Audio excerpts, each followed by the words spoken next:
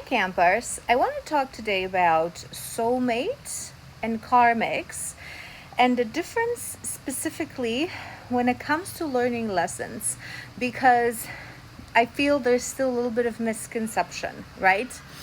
I love to talk about soul ties. I think it's so incredibly important on our journey of life and our journey of healing to understand whether someone is our soulmate or karmic connection or trauma bond or twin flame, whatever that is, because that knowledge, that awareness of that connection helps us to approach it in the right way and really get the maximum out of this connection, because every connection serves a different purpose, right?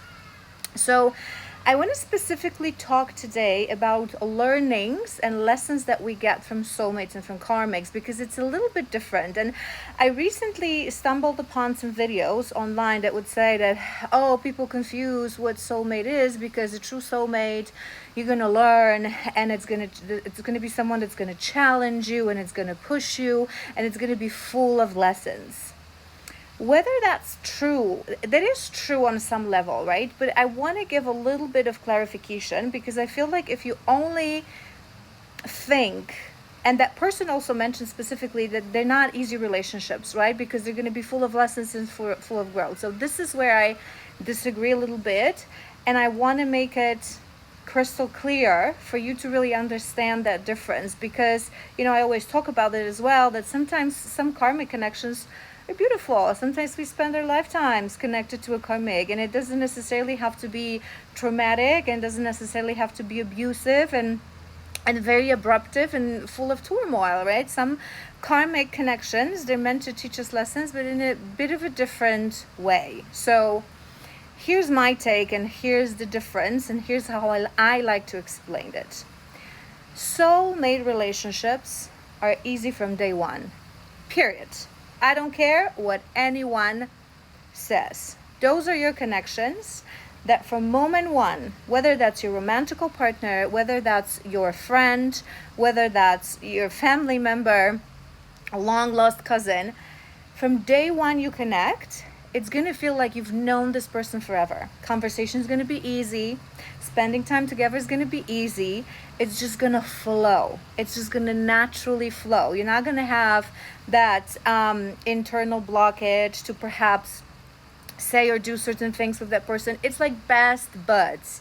It's like from day one, like, where have you been all my life? Why haven't we been doing this all this time? Traveling together, talking, going for lunches, spending time, because it just feels right. It's gonna be easy. That's number one thing that you can take, and how you can recognize that soulmate connection. Now, how I want to make reference to what that person said, that there is growth in that connection. Yes, but it's going to be a different type of growth and different type of learning. It's going to be a little bit like that. I love analogies. So imagine you're in school and you come in late, right? And now you're finding out that you didn't know, or you forgot that there's going to be like a test, or you were supposed to do something, and you literally know nothing. And that best friend, that soulmate, will come in and they will help you. Oh my God, you have to do it that way. And next time, not to forget, you have to maybe make a note and put a post-it, whatever that is. So that person will help you grow. They will help you expand. They will be your biggest cheerleader. Through that connection, you will grow. They will challenge you. They will sometimes tell you, that soulmate, that best bud, sometimes will tell you, oh my God, you're being such an asshole. Or like, oh my God, you deserve more, right? Oh my God, you shouldn't be doing that thing. Like, you could live a better life, right? So it's yes, they will help you grow, but it's like, it's going to be mutual. It's going to be reciprocated, even if not in every single moment. And I always explain, reciprocity is not like one-to-one right now at this moment of time. Sometimes we give to someone, and that energy is returned to us in a different shape or form, in a different moment, sometimes even from a different person. But with soulmate, it's still going to be easy. Yes, we're going to grow. Yes, they're going to give us lessons. Yes, they're going to challenge us. Yes, they're going to see through our bullshit. But it will be still easy. It's going to be growing together. It's going to be expanding together. It's going to be, thanks to you, I'm a better person because you are that mirror. I see myself better. We grow together, and I do that same thing for you. But all this time, even though sometimes we can have a little discussion, we can have a little disagreement, we can have a little like things that we're not completely 100% aligned on, it's always fun, it's always easy, it's always like you belong in my life. And some soulmates, they come to our lives just to be part of it for a chapter. Not all soulmates stay forever, but it's just this warm feeling about this person, right? It always feels right. Sometimes we outgrown certain soulmates, and that's okay. We go different direction, but the growth, it's pleasurable, right? It's like you see yourself as a better version of you. They take out the better version of you. So yes, there's growth, yes, there are challenges, yes, there's lessons, but they're good, they're positive, they're easy. It's like flowing. It's not like fighting against the river. And that is where the difference is.